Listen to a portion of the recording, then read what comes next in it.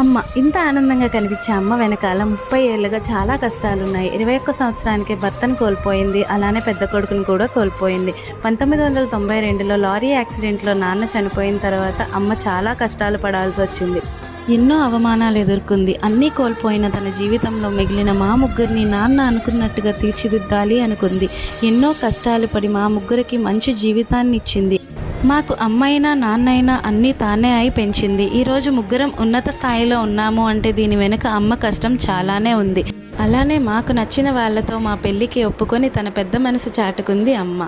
ఒంటరిగా తన ప్రయాణం మొదలుపెట్టి ఎన్నో కష్టాలు పడి ఎన్నో ఒడిదుడుకులు ఎదుర్కొని ఇన్ని బాధలు పడిన అమ్మకి తన పోగొట్టుకున్న ఆనందం అంతా మా పిల్లల రూపంలో అయితే వెనక్కి వచ్చేసింది. ఇన్ని కష్టాలు పడిన తర్వాత ఇక అమ్మ ఎప్పుడూ ఆనందంగా ఉండాలని మనస్ఫూర్తిగా కోరుకుంటున్నాను. ఇవాళ అమ్మ పుట్టినరోజు సందర్భంగా అమ్మకి పుట్టినరోజు శుభాకాంక్షలు.